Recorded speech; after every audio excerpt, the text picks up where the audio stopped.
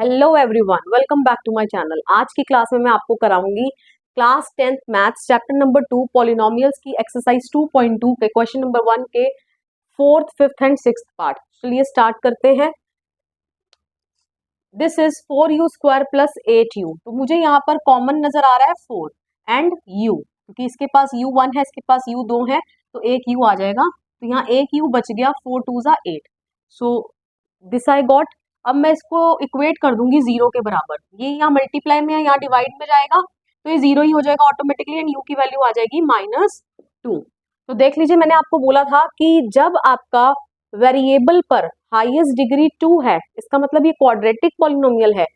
इसके at most 2 zeros हो सकते हैं, लेकिन कभी कभी 2 से कम भी हो सकते हैं। देख लीजिए, यहाँ पर सिर्फ एक ही जीरो आया, दैट इज -2। अब हम इसके रिलेशनशिप को वेरीफाई कर लेते हैं। हमारा क्या है, सम ऑफ जीरोस किसके बराबर होता है, -b/a, and product of zeros किसके बराबर होता है, c/a। तो चलिए, सम ऑफ जीरोस इज -2, दूसरा जीरो है ही नहीं तो उसको हम जीरो ही मानेंगे। This is -2 minus b is 8/4, तो दिस इज 4 2 जा 8। देख लीजिए, वेरीफाई हो गया। Now coming to product of zero, product is -2 into zero is zero.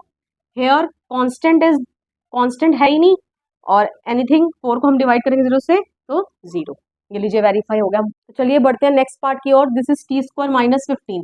देखिए, 15 को मैं √15 का होल स्क्वायर लिख सकती हूँ। कैसे? क्योंकि √15 इंटू √15, √15 का होल स्क्वायर का क्या मतलब हुआ कि इसको 2 बारी में मल्टीप्लाई कर सकती हूँ। तो ये अंडर रूट से 2 कट जाएगा तो 15 ही बच जाएगा। तो इसका मतलब ऐसे अगर मैं लिखती हूँ तो ये दोबारा से इसी फॉर्म में आ जाएगा। और अब यहाँ मैं आइडेंटिटी लगाऊंगी a² - b² की, a + b a - b। तो चलिए लगा देती हूँ, a + b and a - b। अब मैं इन दोनों को जीरो के इक्वेट कर दूंगी, तो यहाँ पर t की वैल्यू -√15 आ जाएगी और यहाँ पर t की वैल्यू +√15 आ जाएगी। अब इसके रिलेशनशिप को वेरीफाई कर लेते हैं।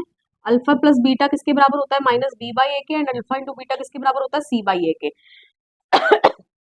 प्लस करूंगी अगर मैं इसको √15 प्लस, तो ये जीरो आ गया, माइनस बी मेरा यहाँ पर क्या है, जो टी होता है this is constant, this is A, this is C, B तो मेरा है ही नहीं तो वो जीरो हो गया। ए मेरा 1 है और 1 को मैं इससे डिवाइड करूंगी तो क्या होगा, जीरो, और जीरो तो मेरा नेगेटिव हो ही नहीं सकता। तो ये देखिए हो जाएगा मेरा रिलेशनशिप वेरीफाई। अब प्रोडक्ट इसका क्या होगा, -√15 इंटू √15 c/a के बराबर। सी मेरा -15 है, -15, ए मेरा 1 है, तो यहाँ पर √15 को करूंगी तो 15 आ जाएगा और माइनस ये रहा, और ये देखिए यहाँ पर भी माइनस है साथ में। तो इसका मतलब ये मेरा रिलेशनशिप वेरीफाई हो गया।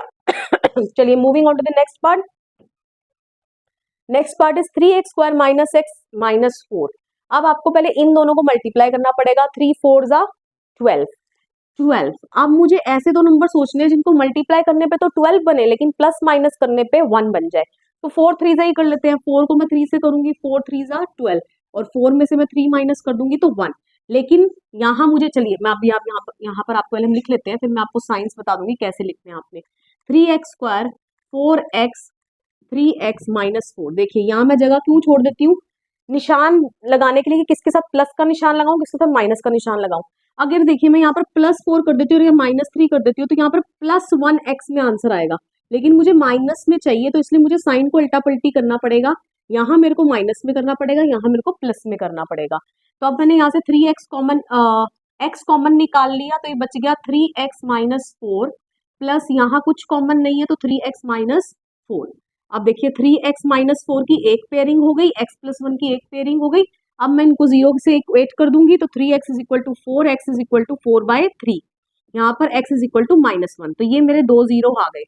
अब कर लेते हैं इसका रिलेशनशिप वेरीफाई। मुझे पता है सम ऑफ जीरोस किसके बराबर होता है, -b/a, एंड प्रोडक्ट किसके बराबर होता है, c/a। तो चलिए सम कर लेते हैं। 4/3 प्लस -1, तो 4/3 -1।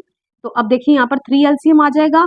1 को 3 बनाने के लिए 3 से मल्टीप्लाई करना पड़ेगा, ऊपर भी 3 से, तो ये 3 हो जाएगा, तो ये आ जाएगा 1/3।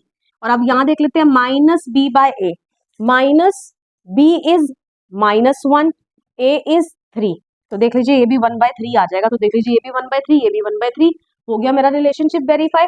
अब करते हैं प्रोडक्ट। प्रोडक्ट ऑफ जीरोस मेरा किसके बराबर होता है, प्रोडक्ट कर लेते हैं इनका 4/3 इंटू -1, तो ये आ जाएगा -4/3। और ये किसके बराबर होता है, c बाय a के, c मेरा है -4, a मेरा है 3। तो देख लीजिए ये भी वेरीफाई हो गया, दोनों इक्वल आ गए।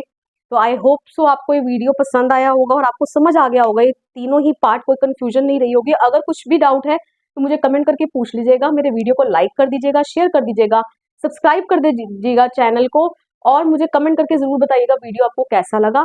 और प्लीज थोड़ी सी कंजूसी मत करिएगा, मैं आपके लिए इतनी मेहनत कर रही हूँ, तो आप भी मेरे लिए थोड़ी सी मेहनत कीजिए, मेरे वीडियो को शेयर कीजिए, चैनल को सब्सक्राइब कीजिए। मिलते हैं नेक्स्ट वीडियो में, टिल देन बाय बाय।